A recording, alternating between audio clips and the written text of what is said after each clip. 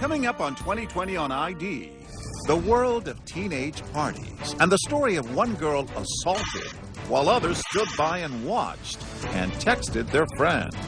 A room full of guys laughing. Two boys who should have known better, and one 16-year-old girl so drunk she only found out what really happened to her by seeing it online.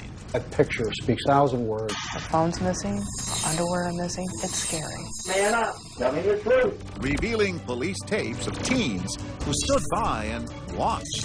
An exclusive interview with one athlete who's now going to serve time. And eyewitness accounts of teens incriminating their friends, laughing about a crime. She's better than a doornail. Dangerous disclosures.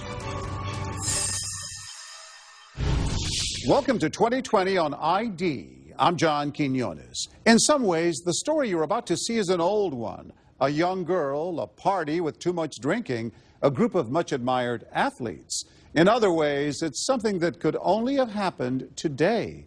While a sexual assault was taking place, witnesses got out their cell phones and took pictures and tweeted. And prosecutors put the case together almost completely through social media sources. More than 400,000 pieces of evidence were examined from just 13 phones. As Elizabeth Vargas first reported in 2013, it was a frightening example of how teenagers live their lives online and can ruin lives in the process. March 2013, a swift verdict in a trial that split a small town in middle America. Both of the defendants are guilty. Emotional apologies, too little, too late. I'm sorry to put you guys through this. Now, new voices and new knowledge. The events of one night casting a white-hot spotlight on a crisis in America. This is not just a Steubenville problem. This is a nationwide problem. Sex crimes being recorded instead of reported. Think about all the bystanders. I mean, Nobody tried to stop what was going on. Certainly nobody tried to help her. exactly. Decision-making is completely gone out the window. You use the language that she was treated like a toy that night. I'm not going to mince words. That's how she was treated. The Steubenville, Ohio rape trial would expose the not-so-secret lives of teenagers in today's digital world. Much of the case is focused on cell phone pictures posted online. Uncovered tweets. Shocking tweets. An underground of lurid texts and tweets. High school students posting their own drunken, reckless, and criminal behavior online. Without the social media, it never would have come to light. You could not have prosecuted this. Our victim wouldn't have known what happened to her. It is social media, it's cyberbullying, it's sexual assault. Here it all is in sort of one perfect storm. And for parents, a harsh lesson. This experience for us has been like waking up in a nightmare.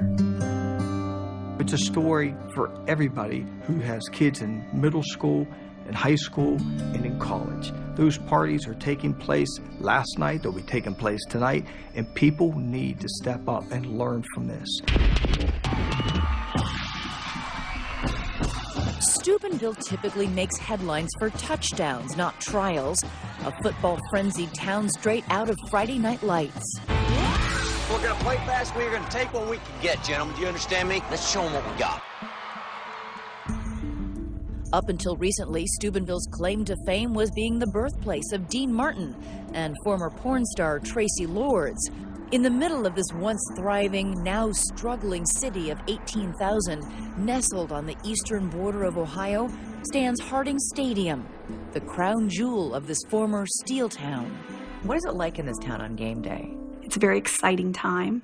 The fans are loud, the band's playing. It's a lot of hype. Everyone's there at the stadium. It's packed. People here say the fortunate few who make this elite high school squad with 9 state championships to its name aren't just players, they're demigods. When you play football at Steubenville, people know your name. I mean, when you walk down the street, they see you and they know your name. Names like quarterback Trent Mays and wide receiver Malik Richmond. Names now known for being at the center of this story, but they had been known as sophomore standouts on the team. The games they're like college or pro games. In an exclusive interview conducted before he was convicted of a heinous crime, Malik Richmond told me what it was like to pull on that big red jersey. Lots of kids in town grow up hoping, wishing one day they could play for Big Red football. Were you one of those kids? Yes, I was. And then there's Trent. His father, Brian, a football coach, says there's football in his son's DNA. He would sit in the stands with my wife watching the game, and he would ask her, how much longer till I can go out there? How many more years till I can go out there? One of his dreams since he was a kid was to play quarterback for Steubenville. It was a dream that for these boys was coming true. In the waning days of summer, August 11th, 2012, Big Red has a scrimmage game. Malik and Trent are on the field. It's a preview for what's coming up, you know. It's a chance to scope out the talent. Absolutely. We have promising athletes coming up. Let's see how they perform. And Malik and Trent both put on impressive preseason performances. How did the game go? Do you remember? It was good. I had 2 touchdowns, and the fans were screaming and cheering, and I was just thinking, like, I just can't wait till the season to start. For each of those touchdowns, the team mascot, Man o' War, breathes a 6-foot stream of fire into the night sky over Steubenville. But a very different firestorm is about to engulf Malik, Trent, the team, and the entire town. After that scrimmage, a raucous post-game party ensues in an unsupervised house, where apparently everyone's got a drink in one hand and a cell phone in the other. Was there a lot of celebrating among the football team? Yeah, we was really like discussing like we're going to win the state championship. Joining in the revelry with Trent and Malik that night is a girl, 16 years old, an honor student and a soccer player from a high school across the river in West Virginia. She had her arm wrapped around me and one hand like on my chest, and she was like, we were just talking. The night begins with harmless high school flirting, but over the next several hours there will be drinking, party hopping, and terrible crimes committed. The shocking charges: the girl was sexually assaulted after she got too drunk to consent, while onlookers take cell phone pictures and videos of it all. And Malik and Trent are the 2 boys accused. 10 days after that night, the boys are arrested, accused of not having intercourse, but with penetrating the girl with their fingers while she was substantially impaired. By Ohio law, an act that constitutes rape. The victim says that she woke up the next morning in this room with no clothing on and no memory of what happened. Even her parents first learn about the assault through social media, where detectives say a treasure trove of digital evidence was left behind. Little do they know, someone else is also about to conduct an investigation of her own. 2 players were arrested for rape, and at that point I'm like, Big Red football players, this is big news in Steubenville. Alexandria Goddard, a crime blogger who used to live in Steubenville, is determined to expose what happened. She starts digging. What she would uncover: degrading tweets, graphic photographs, and one appalling YouTube video would turn a local story into a national scandal. She is so great right now. This is about to be on key. She is dead. Get on the phone and call the police. That's what you do when you know of a crime. You don't make a... No, you don't make a video of it and put it on YouTube where someone like me can find it. When we come back, the shocking tapes Alexandria Goddard found. I think the first one that I found was Some People Deserve to Get Peed On. And then tweeting the song of the night is Rape Me by Nirvana. Could these teens really be capable of the crime? That's not him. It's always been what I think everyone would consider a role model. And charges of a cover-up emerge. The town of Steubenville has been good at keeping this quiet and their star football team protected. Stay with us.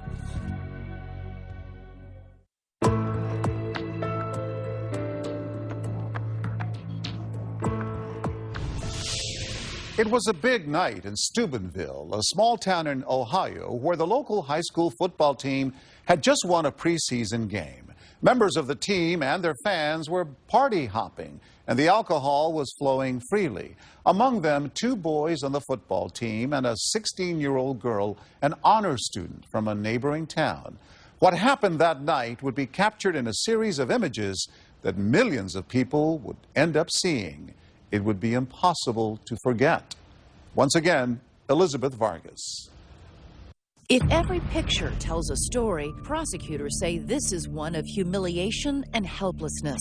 An intoxicated girl in the clutches of 2 assailants, 16-year-old Malik Richmond and 17-year-old Trent Mays. It's one of many photos taken that night and circulating among the teenagers of Steubenville. What did you think when you saw that? I cried. Why?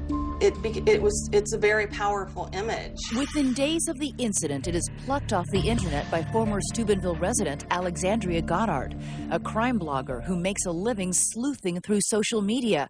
She becomes a crusader on a mission to reconstruct that night and uncover how a night of teenage revelry turned into rape. I got all of the names of the football players, and then I just started looking on Twitter to see if they had accounts. What kinds of tweets did you read? I think the first one that I found was some people deserve to get peed on. And then tweeting the song of the night is Rape Me by Nirvana. I can't imagine your reaction to that. I was appalled. I was shocked to talk about somebody else like that. I think that was what disturbed me the most out of the entire thing, that these kids, it's like, where was their empathy to be able to feel for another human being? And there are other tweets like, I have no sympathy for whores, and who's this sloppy drunk bitch? Goddard puts the offensive tweets on her blog. Then yet another appalling revelation. I found that there was a video that had been uploaded with the tags drunk girl and rape. I knew that it was 12 minutes and 29 seconds, and I knew that Michael Nodianos was in that video. And you knew Michael Nodianos was from Steubenville. Yes. And at the parties that night. And one of their friends. And so I wanted to, like everyone else, what's on it? The video shows the former Steubenville student callously joking about the incident. That's like rape. It is rape. Bro, they raped her. you know, you do it?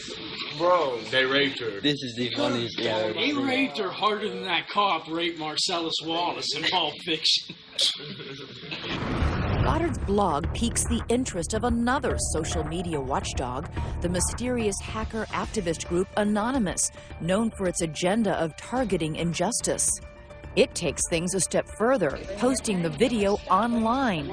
It goes viral, and suddenly, Nodianos is anything but anonymous. What if that was your daughter? But it isn't. If that was my daughter, I wouldn't care. I'd just let her be dead. It isn't really rape because you don't know if she wanted to. She might have wanted to.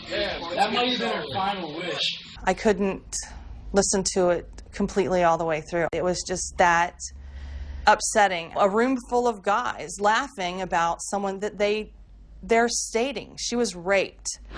Angry protesters flocked to the doorstep of the Steubenville courthouse during a preliminary hearing, demanding answers to why more boys who knew of the crime, some of whom witnessed it, have not been arrested. We want justice! We want justice! Rape is not a sport! Justice for Jane Doe! Some allege a cover-up, that the football-obsessed town went to great lengths to protect its athletes from punishment. These boys are out walking around.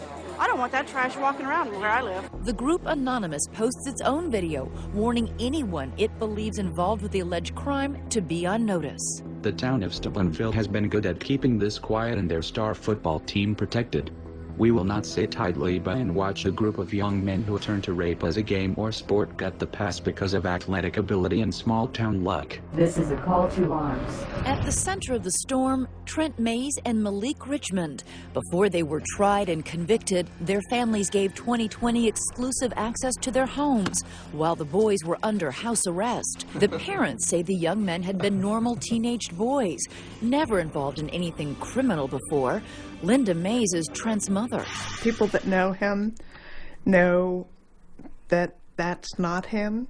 He's always been what I think everyone would consider a role model. Even though I'm not Malik's mother, He knows how I feel about him. For Malik, it's another twist in a life story seemingly ripped from a well-known movie script.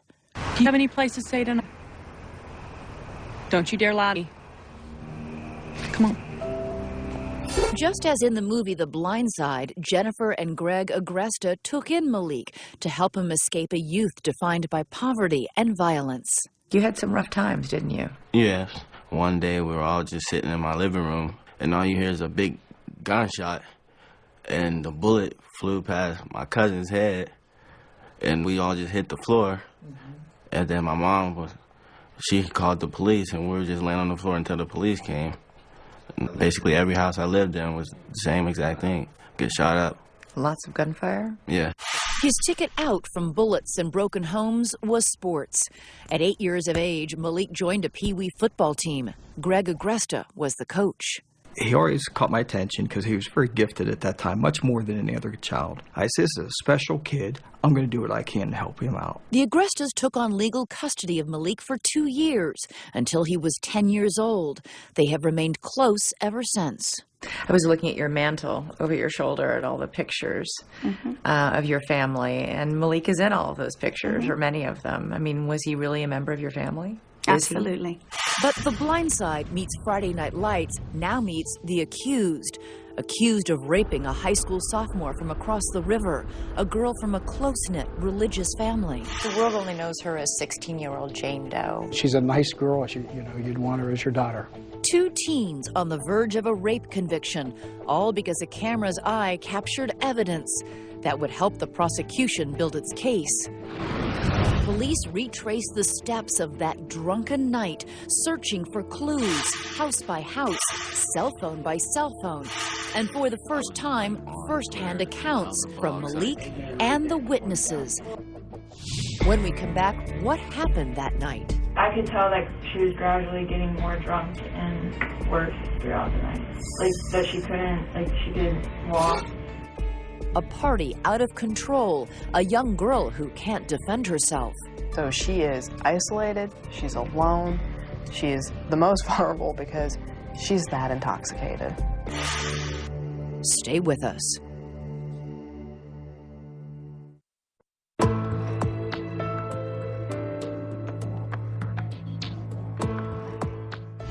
At a post-football game party in Steubenville, Ohio, a teenage girl has gotten drunk. Onlookers have flooded the internet with images of her being taken advantage of by boys. The girl's parents have gone to the police and asked them to find out what happened that night. Once again, Elizabeth Vargas.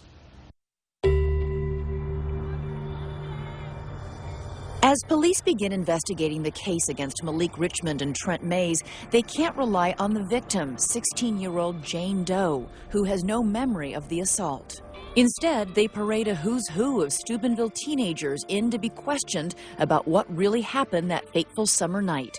Among them are honor students and athletes, many of whom knew of the crime, some of whom even saw it, but none of whom thought to call authorities or a parent. We needed their testimony. It was crucial. Prosecutors say the night begins with this, a tweet from Trent early in the evening. Huge party, banger. The party is at this house, hosted by a 16-year-old girl. As many as 50 teenagers have gathered to celebrate the end of summer. There are no parents at home. Jane Doe knows Trent through mutual friends. She had asked Trent to come to that party specifically. Yes. But Malik is meeting her for the first time. Would you call it a wild party? Yes. Were people getting drunk? Well, everybody was drinking, but I wouldn't say, like, drunk. How much did you have to drink? I had 4 beers, and then I was playing it, I played 4 games of beer pong. So you had 4 beers in addition to the game of beer pong? Yes. Okay, so you had a lot of beer? Yes. Did you feel drunk? No. Tipsy? Yeah. Buzzed? Buzzed, tipsy. One person who witnesses agree is drunk is Jane Doe. She's had a red slushie spiked with vanilla vodka, a Smirnoff malt liquor, and several shots. Just after midnight, the host's 24-year-old brother comes home. He is a volunteer football coach at Big Red. He breaks up the party, sending drunken teenagers out into the night. He later tells police he did not see any intoxicated teens. In exclusive police interviews obtained by 2020, the teenage partiers recount what they remember. Jane Doe's best friend says she is determined to leave with Trent. I went out and I tried to stop her. I was like, oh, you're not leaving with them. And she was like, no, I'm going with them, because she's done this before. I was like, she's not doing this again. How did the victim seem to you? Fine. She was just a little angry at her friends and telling her friends to leave her alone, and she's fine. Even though she stopped drinking, the effects of the alcohol continue to worsen. Jane Doe gets into a car with Trent, Malik, and 2 other boys for the 10-minute drive to the house of another Big Red Fall player. I could tell she was gradually getting more drunk and worse throughout the night. That she couldn't walk. As soon as she arrives at the second house, Jane Doe goes to the bathroom and gets sick. It is all Steubenville High School people. Yeah. The victim is from West Virginia. So she is isolated, she's alone, she's the most vulnerable because she's that intoxicated. At this house, the only opportunity for a parent to step in slips away when the mother at home says any teen not sleeping over has to leave. It is as they all leave that this infamous photo of Trent, Malik, and Jane Doe is taken. How did that picture come to be taken? Her ex-boyfriend said he wanted to get a picture of this drunk B. How did she get into that position? She was willing to get in the picture that way, man. We asked her, and that's when she said, yeah, it's fine. What was she doing when you asked her that question? She was just, laughing. We were all just talking, just clowning around. Once again, concerned girls at this second house plead with Jane Doe not to leave with the boys, but they don't call for help. She wanted to go to Trent, and we just kept trying to tell her, you don't want to do this, you don't want to go with them, and I just let her do what she wanted, which I understand was wrong. Now, outside the second house, a disturbing scene. Jane Doe sitting in the street, vomiting, surrounded by a group of laughing boys. And she throws up on her blouse, and she takes her blouse off. She took her blouse off? Yes. All by herself? Yes. Why did she take her blouse off? Because she had threw up all over her blouse, and I gave her my jacket. There was a lot of people just around her laughing. Laughing? Yes. Just laughing about her, throwing up and laying in the street. The humiliation continues when a boy offers $3 to anyone who will urinate on her. A joke, he says, that nobody takes him up on. I just kind of heard people all on. And this is all on the street right outside this house? Yes. Where there is a parent home? Correct. Correct. And nobody came out to the street to see what all the commotion was? Nobody came out of the house to say, hey, what's going on? Nobody got her water. Nobody said, hey, I'll take her home. Let's get her home. Instead, that same group get back into the car for another 10-minute drive to their final destination of the night, the home of yet another Big Red football player. Malik is in the front seat. Jane Doe and Trent are in the back. Is there anything going on in the back seat? The music was up, man, so I couldn't hear nothing. Playing on the radio that night, a rap song called Way Too Gone. I'm way too gone, what the am I doing? Wake up in the morning, who the am I? An anthem for a night that has already gone way too far and is about to cross the line from crass to criminal. While we were in the car, Trent asked me to make a video of him, and I did. Of him fingering her? Yes. Under Ohio law, Jane Doe has just been raped. What was Trent doing? Trent was rubbing on her breast, and she was kissing his neck, and then he was trying to unbutton her pants. Did she seem to be responsive at all?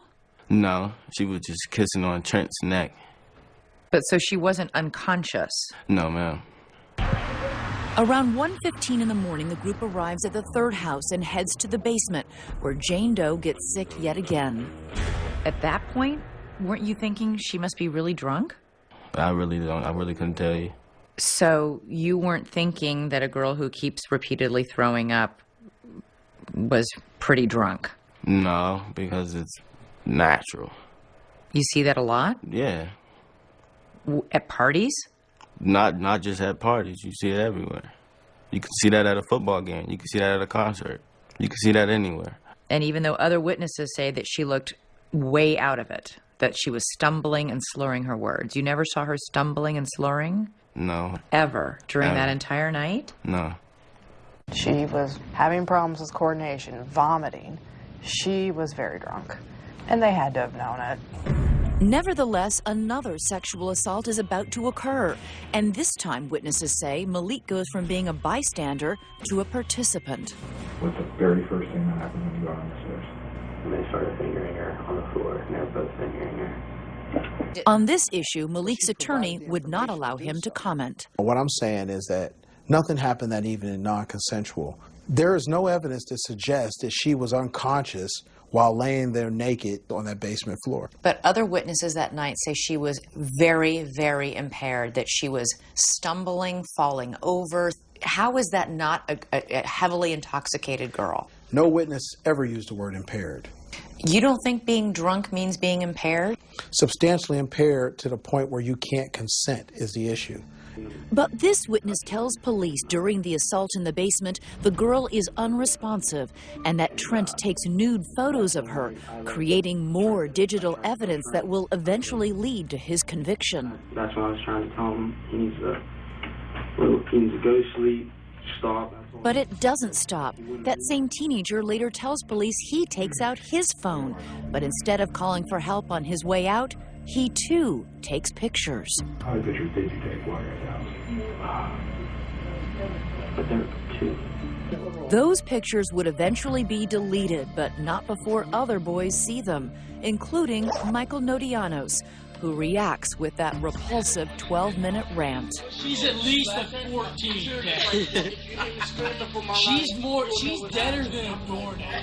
A video that was the tinderbox for the whole case, made by someone who would later tell police he wasn't even at the scene of the crime. Are you there at all when she's in the house? No. I've never met her before or anything in my life. As the night finally comes to an end, the sexual assault may be over, but for Jane Doe, the verbal assault on social media is just beginning. Profane text messages, demeaning commentary, and Big Red's legendary coach gets called out of the locker room and into the interrogation room. What will he say? Why are we waiting so late to ask? Coming up, the trial of the 2 boys begins, and a surprise in the courtroom, a new, shocking photo. She had never seen it. Nobody had sent it to her. We had never shown it to her. Laying on the floor? Yeah. Her reaction in the courtroom was all telling. Stay with us.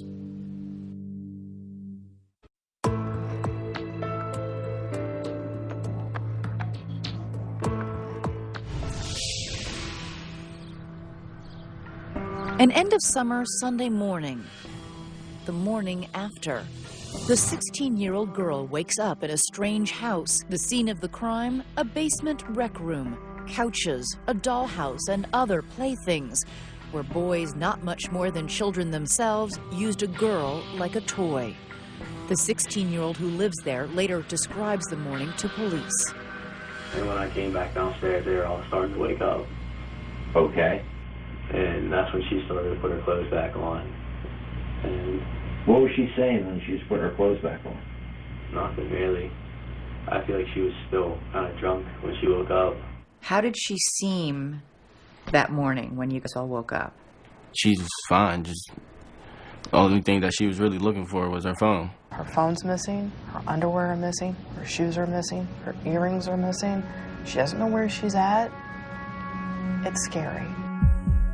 For the girl, something else is missing. The past 12 hours. The night before is a black hole. She finds out what happened when the whispering begins on the web. In this case, the victim continued to suffer because she was really victimized in the social media. The twist that makes every parent shudder, teenagers of Steubenville, including incredibly Trent Mays, exhibit not concern, but scorn. Passing pictures of Jane naked and motionless. One boy sends a text, "She looks dead." Another says, "You should have moved her around and gotten a better angle." Anne Choquette is the editor-in-chief of 17 magazine. They live in a fishbowl on purpose. Every single thing that's happening all day long, they want to share it with their friends. There's no filter. There's no filter. And 99% of the time, it's harmless, fun stuff. But when it comes to that 1% where they're in a dangerous or scary situation or illegal situation, that's when we're in a real gray area. We were not, perfect when we were in high school, but I think that social media and the internet has made it a much more dangerous game, easier to get caught. Easier for something to blow up in your face. Yeah. Alerted to the online chatter about their daughter, Jane Doe's worried parents go to the police. As the incident draws increased attention, Mays tells a witness, "Listen, if she gets questioned, she was real drunk and we let her stay at your house and took care of her." In the days after, Jane has chilling text exchanges with Trent Mays. "Why were my clothes off?" she asks. "I was passed out. You should have protected me. Anyone with a heart would have tried to stop that." Trent tells her he is truly sorry, but he adds, "Like I'm about to get kicked off my football team." Many people have said that they were protected in this community for a while because of their status as members of this football team. What happened that night, though, was not about football. What happened that night is about arrogance, disregard for other human beings. Police tapes show Big Red football coach Reno Sokoch, a celebrity here, found out something had happened before the police did. He says he questioned the suspects at football practice that Monday. And I said, "Did you rape her?" They said, "No." I said, "Did you her?" They said, "No." That was the end of it. That was it. In a text, Trent tells one of the boys, "I got Reno. He took care of it. Ain't gonna happen even if they did take it to court." Coach Reno says another player came to him before a preliminary hearing. I said, "Just tell the truth." He said, "I will." He said, "And don't," I said, "don't answer anything that they don't ask you. If they ask you, when did this start, you tell them when it started. If they ask you when, you know what I mean? I was trying to say, just answer the question and answer it as truthfully as you can." When asked to comment, Coach Reno Sokoch told 2020 he looked forward to giving his version of events. But he said that must happen at the appropriate time. And what about that river of booze, the underage drinking? Where are the adults? Where are the parents? The whole story, as we've unraveled it and learned it, is just very disturbing.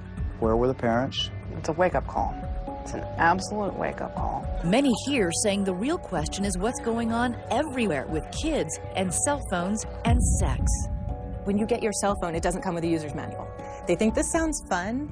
Absolutely. It's hard enough to teach teenagers about consequences, but this is one place where the consequences can be really damaging. So when was the first time you realized you were in trouble? The night they came and arrested me. What time was that? It was 12:30 at night. So you were in bed asleep? Yes. What went through your mind? Well, I just remember my dad coming and waking me up and said the police is on their way. And I asked him when, and he said they're here right now and just put on some clothes. And then he let me come outside, and that's when they arrested me. Put handcuffs on you? Yes. In court, all that technology becomes a double-edged sword. Jane Doe's attorney is Bob Fitzsimmons. We only know something happened because of tweets and instant messages and cell phone pictures and videos that were taken that night. It was these boys and their friends that actually created their own evidence against them. If it had not been for that, this crime may have gone unpunished. A key factor the prosecutors must prove just how drunk Jane was. How drunk do you have to be legally before you are unable to give consent? By the law in Ohio, you have to be substantially impaired. What does that mean, though? The case law makes it clear that it's a reduction in one's ability to act or think. Clearly, in this case, we had that reduction in the ability to act or think by the time she gets to the second party, and they had to have known it. The unforgettable moment in the trial. Jane takes the stand to relive a night she can't remember. And the prosecutors shock their own witness, showing her a photograph recovered from Trent May's cell phone. She had never seen it. Nobody had sent it to her. We had never shown it to her. Laying on the floor? Yeah. I mean, her reaction in the courtroom was all telling. She burst into tears. Right. Because it was degrading and humiliating, and to know that there's another picture out there. The fast-moving trial seems to assure a speedy end to Steubenville's season of shame. When we come back, emotional apologies in the courtroom. No picture should have been sent around, let alone even taken. I had no intention to do anything like that. I'm sorry to put you guys through this. But would these tears move the victim's family? Stay with us.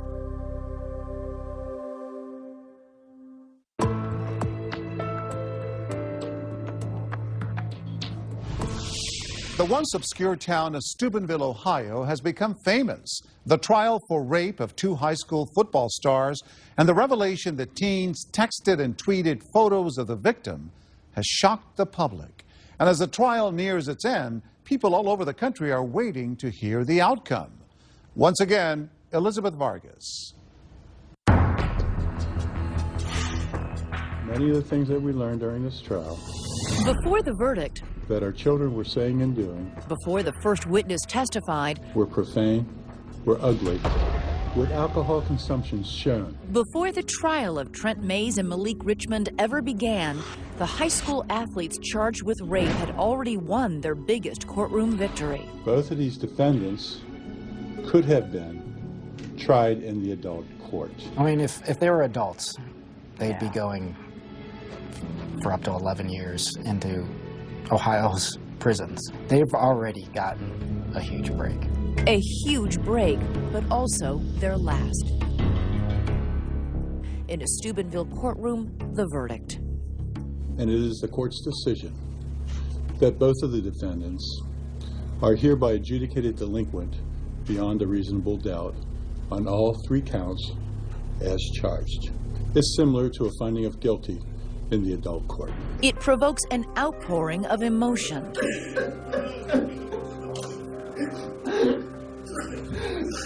After the verdict, before sentencing the boys, who are now felons, the judge gives them an opportunity to speak. Trent Mays makes no mention of the rape he's just been convicted of, instead apologizing for the photos. I would truly like to apologize to our family, my family, and the community. No picture should have been sent around, let alone even taken. Malik Richmond responds very differently. I would like to apologize to you people. I had no intention to do anything like that. I'm sorry to put you guys through this. That just like...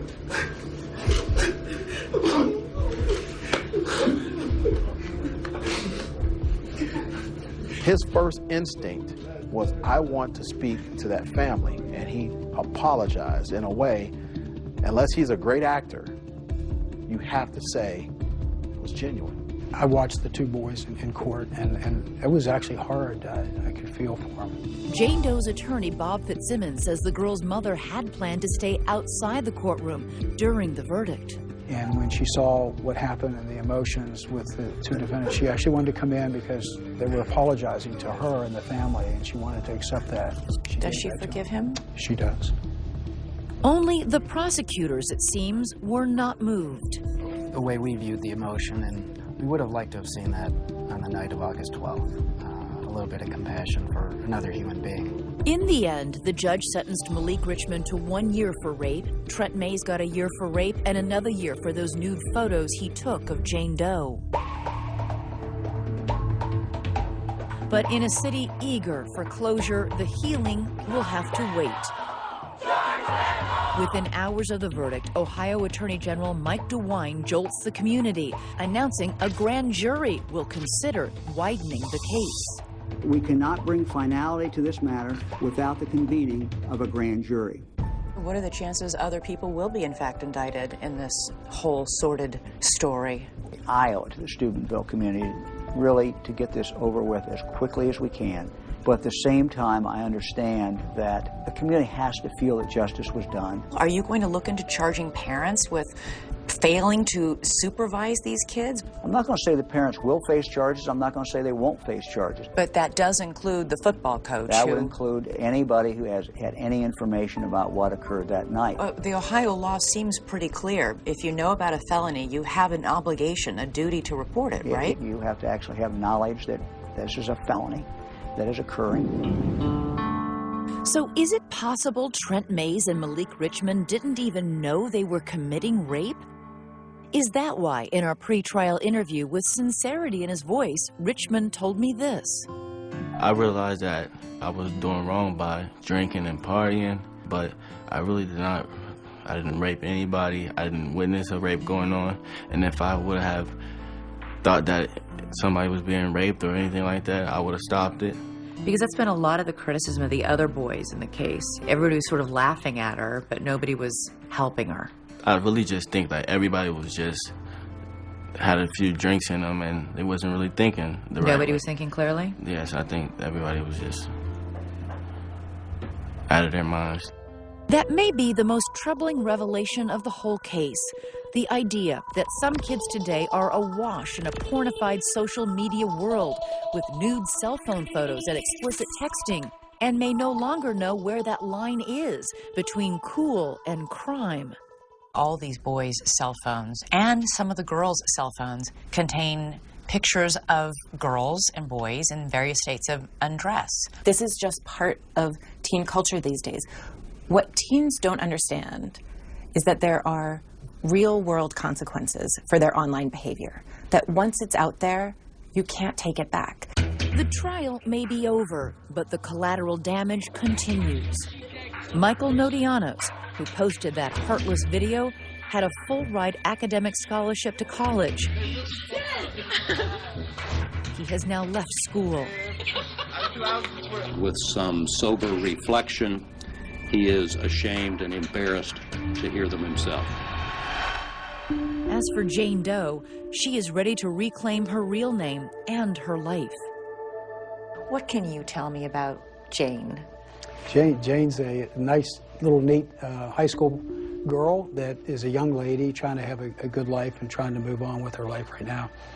She actually plays soccer, and she played this fall, and she made the honor roll, which we were very concerned that she wouldn't be able to concentrate as much, with her Even in the studies. midst of all this? Even in the midst of this, yeah. So she did pretty well. And before you know it, a new football season will be here. Another big game Friday night. But as the hometown team takes the field and the crowds begin to cheer, all of us may do well to remember another night. The lights didn't shine so bright. And think of the girl who sends this message.